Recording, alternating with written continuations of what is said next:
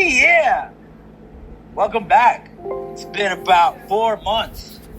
I miss y'all. This is Two Dudes and a Mexican. I'm your host, a dude named Victor Salazar. At one of the screens should be Peter Soprano. He's not saying anything. Maybe he's dead. I don't know. The audio. Oh, sorry, that was the muted part, but yeah, I'm good. I'm here. Good job. And at another screen, there should be resident Mexican Dave Quinones. Órale, mi gente. All right, Dave. Thanks for being prepared. Woo! Peter over there put himself on mute. Hey, this is the first time I'm on Zoom. Like the second time. All right. It's all right, man. It's all right. Listen, man. Listen, it's been about. Let's have some technical difficulties today, I think. So it's all right. I mean, it's the first show since. This is gonna happen in the NFL draft. Yeah, you're right. I know you guys have held it down. This is Two Dudes and a Mexican quarantined edition. I've been off the show for a couple months. I'm gracious and amazingly feeling great to be back, even though there's tough times out there. We'll get into why I was gone and what's going on out there, but you guys don't have anything to do right now, so you might as well tune in and listen to us. We're going to break down the draft as best we could in a nice short hour. But first, guys, what's up, man? It's been forever. How you guys doing? I'm doing all right. I mean, it's been a long time. Looking for toilet paper. And paper towel. Come on, man. You got to be prepared. You got to have that stuff, Dave. Well, the problem is everybody bought it up. You bought it up, so I can't get it. What do you got, like 1,000 paper towels in your house, Pete? Nah, I ain't that much, but it's enough for like a month or two. All right. So, the draft is tomorrow. Everybody's going to be doing what we're doing right now, essentially. I heard on ESPN that Greeny was talking to Roger Goodell, and Roger Goodell was saying that he's going to be doing the draft from his basement like it was a bad thing. His basement's probably bigger than all our houses put together. So it's like, oh, my God, whatever. You know what? That's elitism. Roger Goodell, kiss my ass. But we're back. We have 8 o'clock tomorrow, ESPN, ABC, NFL Network. Everyone's showing it because there's nothing else to show, right? Yeah. What else are we going to watch? The draft is tomorrow, boys.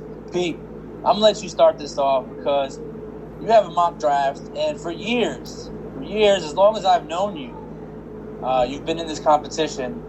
I believe is on, what THR? Is that what it is? Yeah, the Huddle Report, yeah. The Huddle Report. And for years, you've gone up against experts like Mel Kiper, McShay. Another dude on ESPN, McShay, I can't remember his name. And then people all over the world, and you've always finished in the top 15. So I'm going to let you start this off, man. Tell us where we go tomorrow with the Bengals being on the clock, and you're not on the clock, Peter Clark. Tell me about it. I think it's pretty easy for the Bengals. They've even stopped taking calls for the number 1 pick, so I think it's pretty easy that they're going to take Joe Burrow from LSU. So they're not saying call me maybe, like the song? No, I heard they were actually taking calls for a little bit, but, I mean, they're not going to trade it, so they stopped taking calls over the past couple of days. Everybody knows who they're going to take. All right, Dave, I'm going to pose this to you. We covered college football extensively last year, and you saw Joe Burrow. What are your thoughts on him being the number 1 pick, and if he is the best quarterback in this draft? I mean, listen, I think hands down, in this draft at least, he's definitely the best quarterback.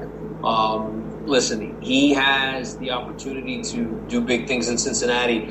Obviously, Cincinnati, they haven't had that big if factor, that big quarterback. I mean, Andy Dalton, he kind of brought him to life a little bit, but I think Burrow has the potential to really, do big things in Cincinnati, really try to put them back on the map because, I mean, let's face it, they have a tough hill to climb because they haven't been relevant for a while now.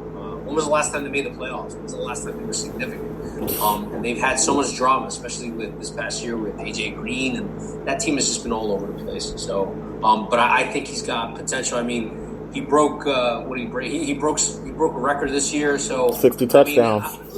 I think he's going to do big things when it comes to it. So. I'm kind of different on your opinion. I don't think he's the best quarterback in this draft. If you would have told me last year if he was coming out with Tua and Herbert, I would have taken Tua and Herbert over him any day of the week. He has 3 pro-level receivers that a lot of people don't really talk about. Like LSU has some good receivers. They're right up there with with Alabama's receivers. And obviously, you have to have good receivers to do these things, to be great, to be significant. And he did win a national championship. But I don't think if Tua got hurt, we would even be having this discussion as to who the number one pick would be and who the best quarterback in this draft would be. But to be that as it may, Tua's the big risk factor. And we'll get into that a little bit. But if Tua didn't get hurt, I absolutely think Tua would be the best quarterback in this draft. And he would definitely be going number one. I know Pete's not that high on Tua, so I want to get your thoughts on that. Who would be the best player in this draft, quarterback-wise, if Tua wasn't hurt? I think if Tua didn't get hurt, it would be the debate up until the last day, trying to figure out who will be picked first. I personally think the difference I have with Tua is when he throws to people and you look at his throws, most of his people are wide open because of how great his wide receivers are. Yes, LSU has great wide receivers too, but Alabama's wide receivers are like 5 yards beyond whoever is covering them. So he doesn't have to make the same precise throws. Also, he's a little bit smaller. Are you all right, Dave? Thought he fell for a second. Someone just drop kicked you, bro? Someone from WWF that got released just came in your house and drop kicked you? Is that Sheamus? Did Sheamus just give you a bro kick? But yeah, I just think that it'll be a conversation between the two if he never got hurt. But part of him getting hurt is, I think, because of his size. I think he's a little bit smaller than the average quarterback nowadays. And I don't know if he's fit to take that punishment. Fair enough. But we'll see. Like I said, last year, we had this discussion on Kyler Murray. I wasn't sold on him. I'm not sure if I'm still sold on him, but he's got a big weapon in DeAndre Hopkins. We'll definitely talk about that at the time. But he's got the goods. Everyone seems to think the number 2 pick is pretty much signed, sealed, delivered. Ron Rivera pretty much kind of said that on different shows.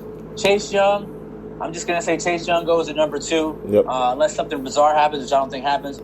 But the question I pose to you, is he the best defensive player in this draft, Pete?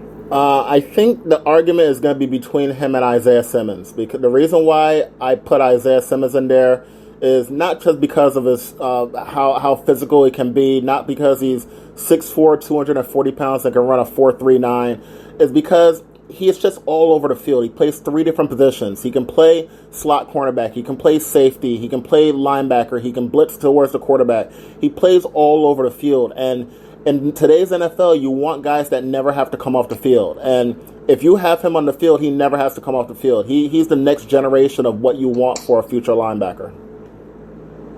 Okay, so we're just going to segue into the 3rd pick here, Pete. And then I'll get Dave's opinion on this. Pete, you threw us for a loop here. You threw us for a loop here because a lot of experts have Isaiah Simmons, who you just mentioned, going to the Giants at number 4. Yes. But you have them at number 3. Yes. Give me a detail. Give me a reason as to why this is going to happen, and is there a trade involved here? I don't think there'll be a trade involved. I think Detroit will just, if they do trade down, then all right, then they can take Okudah, which is who everybody has going to them. But I think if they stay at number 3, the 2 players that I've heard with them are Isaiah Simmons and Derek Brown, the D tackle. And between those 2, I know that their coach, Matt Patricia, from the Patriots organization, he's already talked about building through linebackers. And he talks about all the great teams he had with Teddy Bruschi and all those guys on New England. He wants to do the same thing in Detroit. So I think that'll be his guy between the 2 of them. But those are the 2 names that I'm hearing over Okudah. What are your thoughts on that, Dave? What a lot of people have the Lions either trading this pick because either the Dolphins or the Chargers want to make sure that their guy Herbert or Tua is there at number 3, or they're taking Okudah. Do you think the Lions stay pat here, or does something that Miami has a lot of draft picks in this draft, and I think Tua is their guy, and I'm not sure if they're willing to wait till 5. Dave, what are your thoughts? No, I differ from Pete. So I think the Lions are going to stick with Okudah. Listen, you're only trading up, obviously, like we just said, if you're going to get the quarterback that you want. So I think the quarterback that they want is still going to be there at number 5. I mean, obviously the Giants, you don't know what they're going to do. They might go with Simmons if he's still there. They might go with an offensive lineman, but I think no matter what, I think their guy's going to be there. And the Chargers, I mean, again, I don't know who's going to pick who.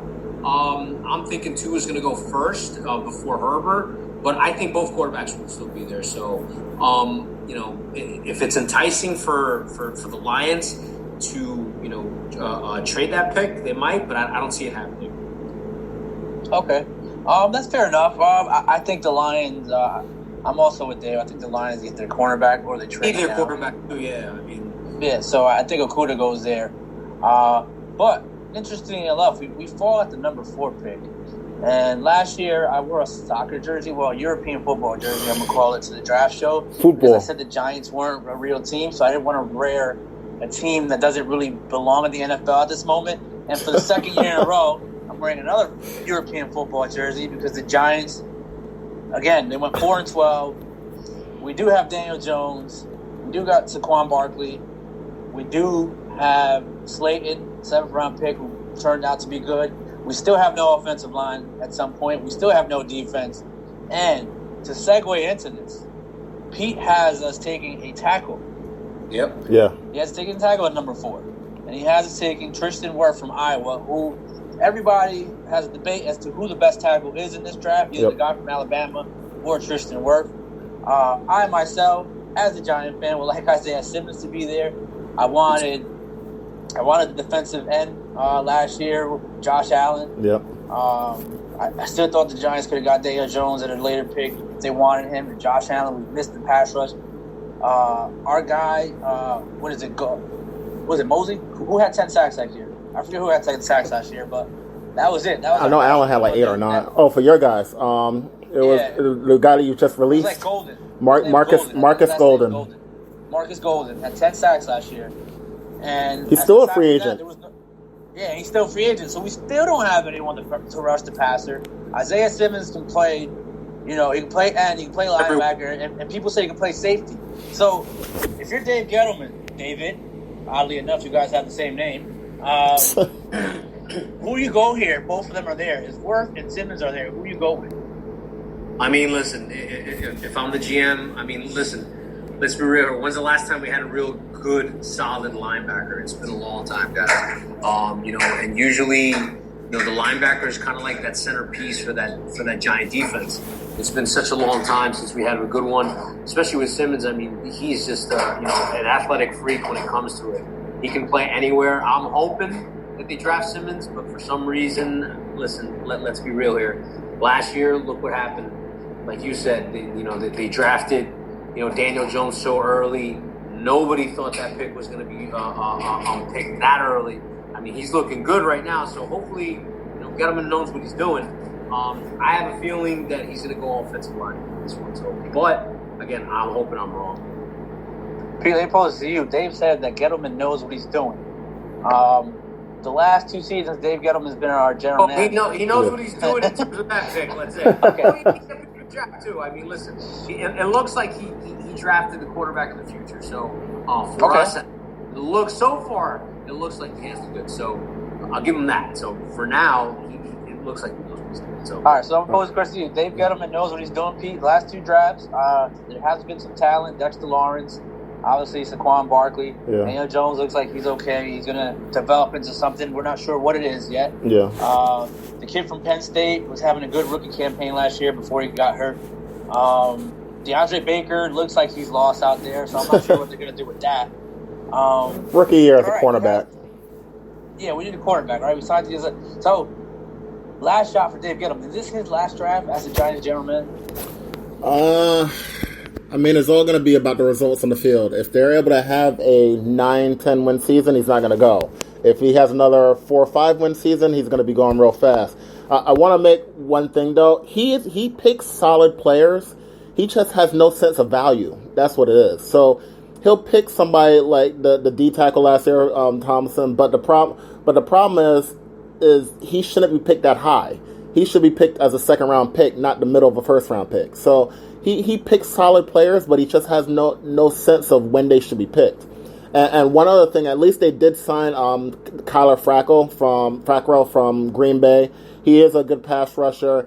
Before they brought in all their pass rushers, Preston Smith, Zadarius Smith, he was their starting linebacker the year before, and he had 10 sacks. So he at least will be their number one pass rusher this year, but they definitely need somebody else to go with him. Well, my thing is, next year when we do this show, I actually want to wear a Giants jersey. You got to get over 500. So what are you protesting? Is that it? I'm protesting 4-12 over 2-3-14, 3-13 the year before. Yeah. I mean, it's pathetic, bro. We go to these games, we have good times, we're always losing. You know what I'm saying? We don't stop going to the game, right? We still pay. Yeah. We still watch. You know, got to make better decisions here, and obviously, Pat Shermer was a bad decision. Ben McApoo, I still can't stand the guy. It was a terrible decision. And now I'm reconsidering if the Giants hired the right guy, Dave Gettleman, as opposed to Louis Riddick. I like Louis Riddick. I like Louis Riddick too. I thought he would have, added some youth wisdom of GMing, because Dave Gettleman's obviously a little higher on the age side, and he's real old school, while Louis Riddick is, more in tune to like the new style general managing, which I think the Giants could have used, but I don't, I'm not a billionaire and I don't own the Giants, so I really don't have much of a say but this show. So. And Louis Riddick says that if it was up to him, he would take Isaiah Simmons if he's there. Carl Banks says the same thing. Carl Banks wants the Giants to draft a linebacker, so we'll see tomorrow, probably like around 8:45. Yeah. I'm not sure because we're doing all this via freaking Zoom or everything virtually. Like it should take 15 minutes for every draft pick. Like, why do the Bengals need 15 minutes to know who they're freaking picking? Like, with how many problems that these guys have had with no communication problems, just walking it up to the commissioner, I can't wait till this is going to be a complete shit show. It's going to be, how with the WWE have botches? Is that what it's called? Yeah, Botchamania. Have NFL botches tomorrow. All right, so moving along to the fifth pick, and here is where it gets nice and spicy. Miami Dolphins. Yes. Do they keep this pick, or do they send a boatload of picks? Probably not a boatload, but a decent amount of picks to move up 2 spots to trade up with the Detroit Lions and take their guy and Tua Tagovailoa? I think they're going to stay right there and pick him. I don't think they're going to move up. If they're going to move up at all, I think it's going to be their second pick to try to move into the top 10 because of the mass hysteria of everybody looking for an offensive tackle in the top 10. So I think they're going to keep that fifth pick, and I think Tua will be there for them. Dave, we've had the discussion before about Tua. We said he's the goods, but there's still things we worry about him. Obviously, his ability to stay healthy, which is something that definitely hurt his draft value. What's the outlook? Why should the Dolphins pick a guy who is injury prone, also a lot on the smaller side, over Justin Herbert? Listen, I like Herbert. The only thing is, I think Tua has that like it factor. I think he has that athleticism that a lot of quarterbacks don't possess. Listen, you also got to think about this. He is coming back from a bad injury, but listen, he's tough as nails. To do this, to come back as fast as he could. Because a lot of people even questioned if he was even going to be ready. A lot of people questioned even if he was going to come back. He might have, lost his career, with that injury. It takes a hell of a lot, out of a person to overcome an injury like this. Now to be at the point of, making it professionally with an NFL team. I think that shows a lot of character, a lot of grit, and that's a guy you want leading your team. So I just think that you install, Tua, into that offense, even though, the Dolphins don't have a great offense, he's going to bring a lot of oomph to that offense. So I definitely think he's going to shake it up. And that's why I think the Dolphins will go with Tua instead of Herbert. So Herbert's good, but he's not Tua. Okay. I mean, that's fair, Pete. I'm going to throw you a little question here. These draft classes, this draft class was obviously, in terms of star value, was a better draft class in terms of the stars compared to last year's draft.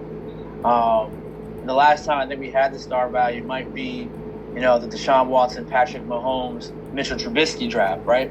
And the Bears are always going to be laughed at and ridiculed because they passed up on Patrick Mahomes and they passed up on Deshaun Watson, and they actually traded up to pick this guy named Mitchell, who I didn't hear about until draft day. Yeah. I mean, yeah. Not only that, when I first heard about his name was Mitch. But he wasn't called Mitchell.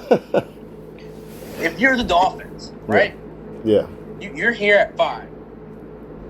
And this is the biggest risk in terms of drafting a quarterback, right? Because you put your team back 5 years if you draft the wrong quarterback, probably. Mm-hmm. And not only that, but this guy is injury prone. You haven't had the chance to really deal with him physically, right? Because it's not the same now. You can't work the guy out in your facility because of social distancing. How much pressure is on this GM to get this right and not have Tua be the Mitchell Trubisky of three years ago? Well, every time you take a quarterback, you're putting all the risk on that. So you have to be completely sure this is going to be your franchise guy. This is going to be the guy that you're going to roll with. This is going to be the face of the franchise, especially if you're taking them in the top 5. So for them to take, whether they decide on Justin Herbert, whether they decide on Tua, whoever they decide as a group to take, they're hitching their wagon to him. So yes, it's complete risk, but I mean, in today's NFL, you got to go balls to the wall sometime. Now, had the Dolphins had the number 1 pick, do you still think they go Joe Burrow over Tua? That's tough. That's tough to decide because I know they really liked Tua before the injury. So I don't know if that injury would have put them behind Burrow at this point, but it definitely would have been a debate back and forth about it. Because I know going into last year when they did their tanking, that was the guy they had in mind. So now that, it's essentially going to be down to 2 quarterbacks when they have their pick if they don't trade up. Yeah. And even either guy's off the board. Well, I wouldn't say that either. I wouldn't say that because you think there's more than 2 for them? Yes, I think it's more than 2 because I know that there are some GMs in the league that prefer Jordan Love over both of them. Oh, get this guy out of here. There are GMs in the league that prefer him. Because they saw the Michael Jordan documentary, so they wanted some guy named Jordan on their team? Come on, bro. I don't see it. I think that he's a guy, he has all the tools, but he hasn't been able to put it together other than 1 year, which was not last year, it was the year before. I understand the excuses for last year because they lost 9 starters on offense, so he had completely new teammates to play with. But I've heard people compare him to, say, he has the strong arm, he has the athletic ability. Some people compared him to Kaepernick, some people compared him to Mahomes. I see him more of a Kaepernick than Mahomes because I don't see him has as strong of an arm as Mahomes had, but I wouldn't take that chance with somebody like that. I think he's a perfect person to pick in the middle or late first round. But like I said, some GMs, especially when you got to go balls to the wall, if you see a quarterback that you really like, you go up there to get him, and a lot of GMs like him. Well, 2 points. Obviously, David Gettleman loved Daniel Jones. Yeah. He didn't care about what anybody else said. You like your QB, you got to get him.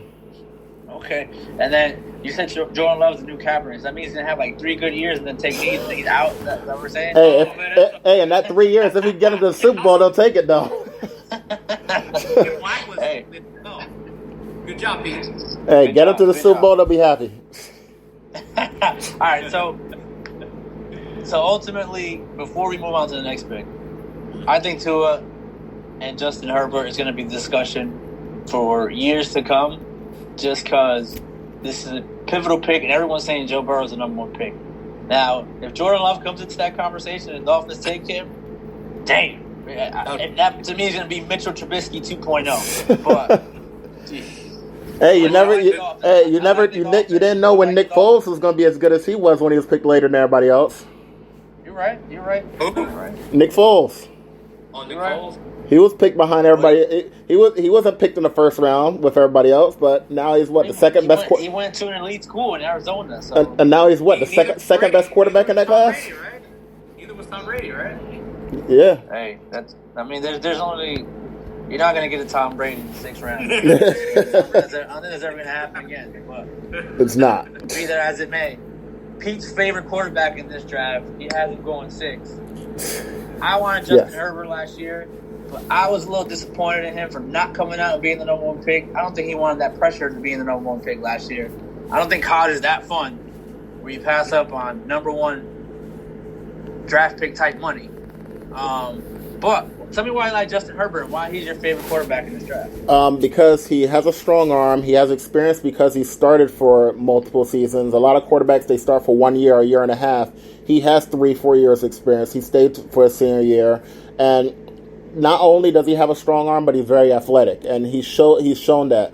The only issue I actually have with him is that he can be too cautious, which in his numbers makes his numbers look good because he never has that many interceptions. But I think we saw this year Joe Burrow throw for 60 touchdowns. You won't ever see Justin Herbert do that because he won't throw it enough to get 60 touchdowns. So if he was able to be pushed a little bit more to throw the ball downfield more, to let it loose a little bit more, I think he would be the best player best quarterback in this draft, and that's including Burrow. Dave, I'm going to pose this question to you. The last time I believe someone was probably going to be the consensus, I don't even know if he's going to be the number one pick last year, but he might have been. I know Kyler Murray and him might have been a debate at the time because Kyler Murray had won the Heisman, and then Cliff Kingsbury coming over. You know, who knows what would have happened if Justin Herbert was there with Cliff Kingsbury. But the last time that someone did not want to go to a team or skip the draft was Peyton Manning, and he came back and he was the number one pick the year after. Does Justin Herbert not coming out last year concern you at all in terms of having that pressure of being the number one guy picked in the draft? No, I don't think so. I mean, listen, athletes do it all the time, right? You know, they think about going professional, and all of a sudden, they stay for one more year. Sometimes there's benefits to that. Obviously, being more mature, learning more from the game that they play, whether it's football, whether it's baseball, whether it's basketball. I mean, you got to give that person the credit to still put in, and there could be other reasons why, personal reasons why, but I don't think that takes anything away from him. I think he's a great talent. Whether that's true or not, that he didn't want the pressure, for me, who cares? I mean, I think at the end of the day, he showed how good of a player he can be collegiately. And listen, now is the draft. Now is the time. Now is the time for him to prove himself when he's drafted, if he's drafted by whomever. So I don't think that's anything wrong. So we're taking some more time in college. All right, moving on to the 7th pick, Pete. A lot of insiders, at least here in Northeast, have the Panthers actually trading up to pick a defensive player. How come you like them staying at 7 with Derrick Brown from Auburn? Because I think that the two players that they have in mind they want are either Isaiah Simmons or Derrick Brown. They either want a linebacker to replace Luke Kuechly, or they want a D-tackle because they've lost a lot of their interior defensive line lately. So those are the two guys. If either one of them flips to them, they don't have to trade up. That's going to be their pick. And we don't really have any spots where Derrick Brown's going to go earlier than that. Obviously, Isaiah Simmons can go number 3. He can go number 4. But Derrick Brown, we don't really have a spot for him. So I think that'll be their second guy. I think if Isaiah Simmons flips to them, that'll be their guy. But if not, I think Derrick Brown will just sit there and take him. Okay, I mean that's fair enough. I still don't know what they're doing with that pick. I'm not sure. I mean, they obviously signed Teddy Bridgewater, so they're not interested in a quarterback. Mm-hmm. They locked up Christian McCaffrey for 4 years and all that money. They're pretty set on the offensive side of the football side. I think obviously they're going to go on the defensive side of the football.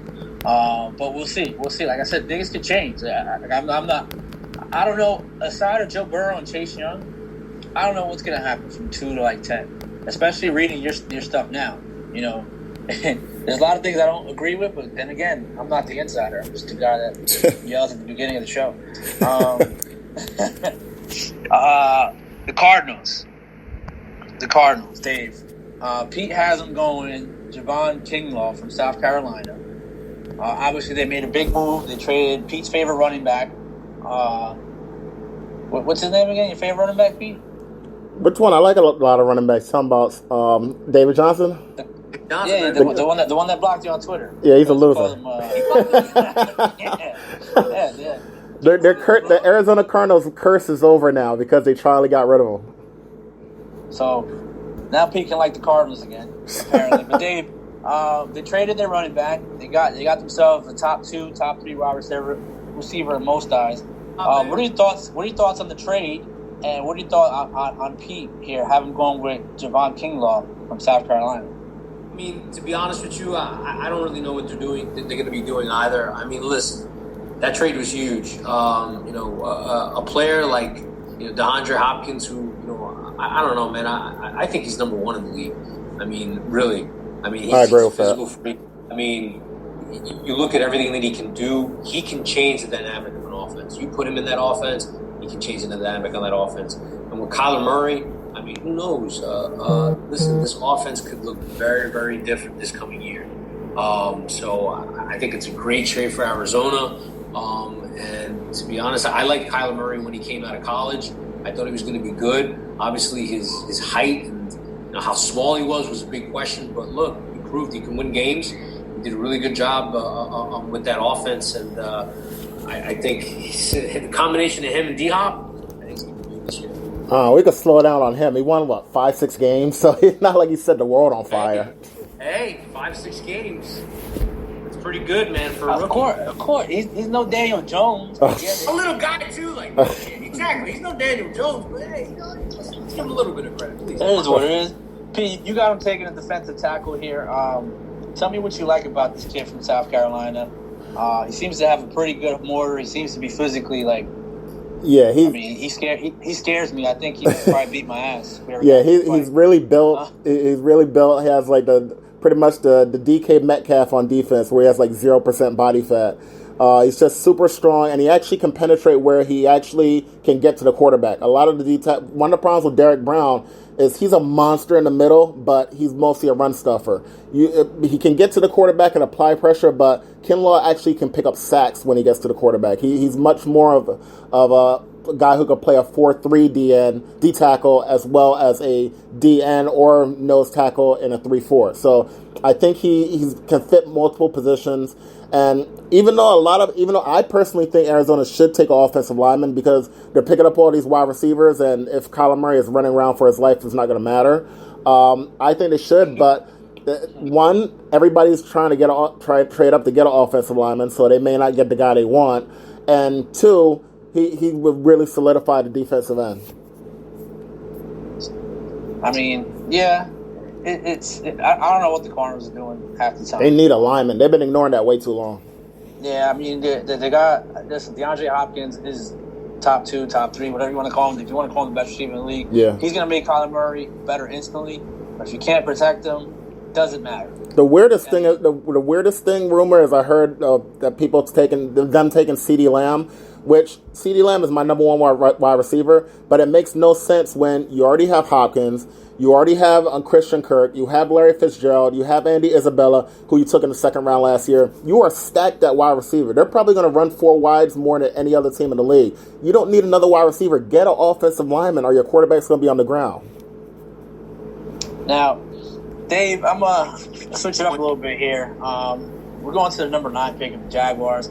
I know if this guy's here, it's obviously a home run. They should definitely pick him. Pete has him going 9. And probably the biggest drop off a guy who's seemingly consistently being in the top 3.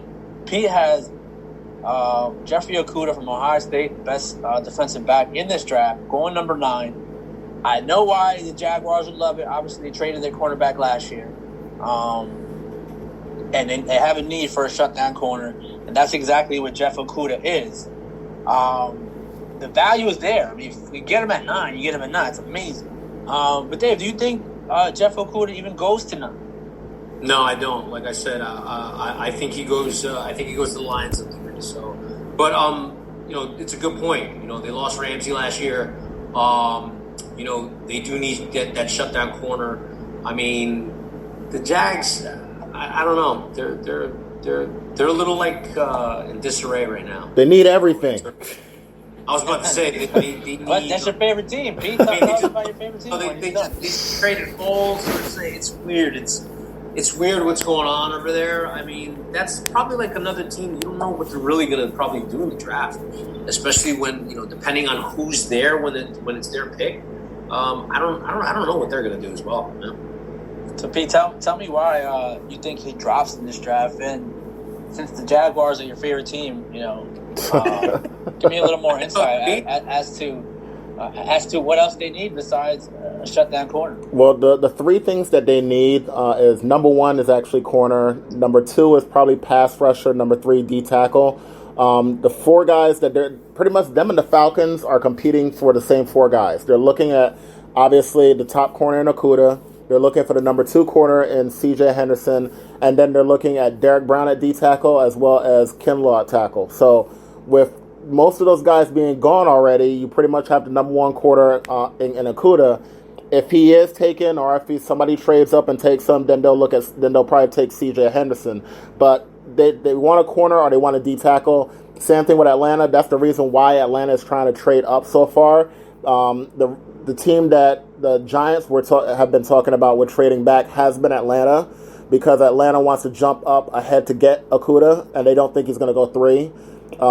If you look at Vegas odds, they're saying the same thing. His over-under is picked 4.5. So there's a lot of rumblings he's not going to go 3. Wow. I mean, that's a big thing right there. People, again, you finished top 15 in the last couple of years, so I'm not going to disagree with you. I just think it's a pick that if you get right, you probably nobody would probably have that with you right now. I think you'd probably be the only one to have him at 9. So we'll see tomorrow. That pick will probably be at 12:30. Next day, because I'm going to be waiting that much time. Huh? They're going to try to milk it as much as possible. We're going to delay because of technical difficulties. They're milking a 10-part documentary for like 5 weeks, bro. Come on, man. Hey, it should have been 10 weeks. It should have been one episode per week. That would have been good. Could have done that. No, just keep playing every day, dude. Like they did the R. Kelly and the OJ thing. When Netflix posts everything, out in one day, and then you binge watch. I'm like, I love it. I'll take 10 hours of my life and watch that. I do. Now I do like when Netflix puts it all out. Well, of course. I'm seeing it right now. You think at 11 o'clock on Sunday? Dennis Rodman and the Bad Boys. Yeah. Tune in. Come on, bro. A little off topic, but number 10, before we round up the top 10, this is the most disappointing team of last season. Everyone had this team basically going to the AFC Championship game. Odell Beckham came. Kareem Hunt came. They had a pretty good defense. New coach. Terrible coach. Baker Mayfield didn't look. I don't know what the hell happened. Did too many commercials. The coaching, but he looked like I don't know what he looked like. We're gonna call him Baker Mayfield for now. You know what it was, Pete? You know what it was? What? He actually took a shot at Daniel Jones. That's what happened. he did. That's right. Yeah, you see? All right, don't come at the king, bro. Don't come at the king. Things like this happen. But Pete has him taking Andrew Thomas from Georgia, who is an offensive tackle. Yeah. Pete, a lot of people have the guy from Alabama going before him. Why Andrew Thomas in this spot? Just because the guy from Alabama plays mostly right tackle and they need a left tackle. So it's mostly about position. There's 2 main left tackles in the draft, and that's Becton as well as Thomas. So those will be 2 that should both go in the top 10, while Wirfs and Wills are both primarily right tackles. Even though Wirfs and Wills are the people that they like the most, but, I mean, obviously you want to protect the quarterback's blind side. Dave, in terms of having a guy on the right side for Baker Mayfield, what impact is it going to have for Baker Mayfield, number one? He didn't look like the Baker Mayfield in season 1. He had all these weapons, but again, I thought he had too many weapons and too many egos, and I'm not sure if that's how it played out. But at the end of the day, Baker Mayfield has to have a bounce-back season as the number 1 pick. What value is Andrew Thomas going to bring to Baker Mayfield next year? I think it's going to be big value, man. So, and I agree with Pete. You got to protect that blind side. So, Baker Mayfield looked like he took a lot of shots this past year, and it almost seemed like he was gun shy at times, shaky, just scared. Maybe the pressure got to him too. Obviously, the buildup was huge before the season started. Them making the big splash with getting Odell Beckham. All those offensive weapons. I mean, I think there were too many big expectations out in Cleveland. I think that might have got to him as well. But when he started taking those hits early, I think that messed his psyche up. You got to protect the quarterback. Listen, guys, you said it before with the Cardinals. You don't protect the quarterback. Your quarterback should be running for his life. So I definitely think that's something they need to do in this draft. Now we're gonna go to the 11th pick, and it's our crosstown. Well, not really crosstown. We're playing the same stadium. It's our neighbors at MetLife Stadium, New York Jets. Clearly, last year, you could tell that they need to get Sam Darnold some wide receivers. If Sam Darnold's going to be what people projected him to be, he's so flashes, obviously. But you can't throw number 2 and 3 receivers all game and expect to win football games in this league. It's a pass-happy league, and if you don't have a true number 1, then your quarterback's pretty much, Baker Mayfield. No, I'm just kidding. So this is going to be a debate. This Pete, tell me about the wide receivers in this draft class. This is probably the best wide receiver draft class coming out in a very long time. You can't go wrong, essentially, with whatever wide receiver you pick probably in the first 30, 32 picks. Mm-hmm. There's going to be a lot of them. Yeah. But there's debate. You have them picking Jody from Alabama, Willis from Alabama, who's a stud. But the debate is here, CeeDee Lamb or Willis. And you're teetering to Willis as to the Jets pick, but you think Lamb is the best receiver in this draft. Tell me why you have Willis as number 11, even though you think CeeDee Lamb is the best receiver in this draft. Just because everybody has made a big deal of there's top four old tackles, and when it all shakes down, if Miami trades into the top 10 and somebody else decides to take offense tackle, they may not even be one of the 4 there for the Jets, so they may be forced to take CeeDee Lamb at that point. So I think it's going to be one of those situations where they're trying to grab one of those 4 because those 4 are coveted right now. It's such a deep wide receiver draft that they'll be able to get one in the second round if they really wanted to. But the offensive linemen are going to fly off the board, and that may force them to pick an offensive lineman. So you think the Jets might even pick an offensive lineman at this point? Yeah, I think they'll take if they're one of the 4 is left for them, I think they take one of those 4 offensive linemen. All right, so let me get into this debate in terms of Lamb versus Jowdy, who the consensus is these are the 2 best guys in this draft. I personally like CeeDee Lamb. I saw him play a lot last year.